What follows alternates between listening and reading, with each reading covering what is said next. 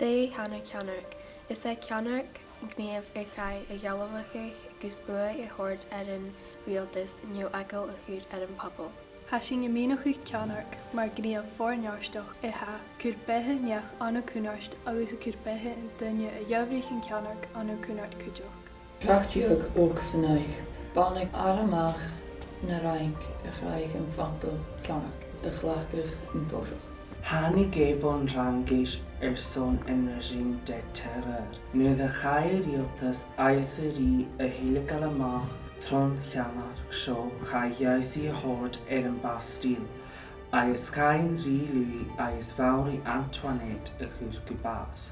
Och Fichead Seascat a Coig. Háisich a bhuain Ceannairc Gran Cíní an Ku Klux Klan sa stáitsin Uirneacha. Fichead a déanamh scris a daine dútha ans na stáitsin go deas. Agóisteach agus a mabhacht gcéine, go trí le bhí an crochar. Is charán atá a déanamh go leor or go roiad hain go trí is as an Ceannaircas an Ku Klux Klan. Fichead Ceannairc. An Fichead de óga lá an tógfias, bhuairt buan Ceannaircas a Serbia an Black Hand Gang an Archduke Franz Ferdinand an Sarajevo. Gabriel an pela a bhús Franz Ferdinand a chiad cocu fan an deach Fichead mé an duine bharach. Fichead Seascat a Dheal. Nuair a bhain sùil ó cuad na Géimcin Olympicócha an na Munich, thuairc lo Ceannach Palestine, lo Cléisice Israel in Bruges. An buan Ceannairc Black September a ghearradh go dhéach na Palestinianach a bheith ans na príosnan Israeli a thuireadh. Ag dearach an lá bhuis na Ceannaircich in neachtaíoch bhá scipe Olympicach Israel. Fichead óg a thug. An chead an lá Fichead John Dúlog, tíreach an nólaigh, ba ítrán matá seachad lo go bé nuair a chaid bómlé. Fúst a da chead cug nuach neach a bord agus thuineach neach fan an bhúirt an ítrán ar an baile, albanach lo go bé.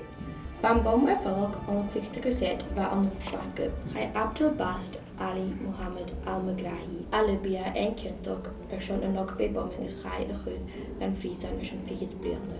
Chai al-Megrahi a thuireadh go leabhríaltas Alba an dáhhuilas a náich or bheit a básach go le ailse. Ro 9/11 ba isig duine go bhí futan mar seo a tathairt, ach ba 9/11 ar scéal na smó na bheit duine ar éicin roncheo, agus garthaché le chuúlacáil.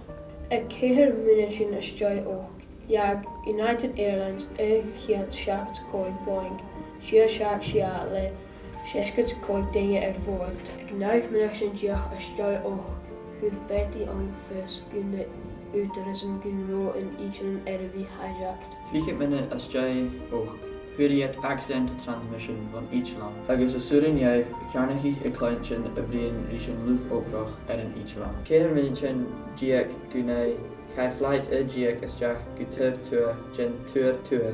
Ag 3 minisin a stoi nai chai flight a seach cóig isteach go tuamh jes gin tuair jes. Fichead a siam minute na stoi naich chur an rialtas stat ar a chola ítelan lo bhí san áir. Fichead a 3 minisin go dé chai flight seach isteach an an tuamh níoch an Pentagon. 3 minisin a stoi dé chai flight seach sios an Pennsylvania a stoi sapach at an passengerin agus na hijackers. Son na daine a bheith an in New York bheith acalach.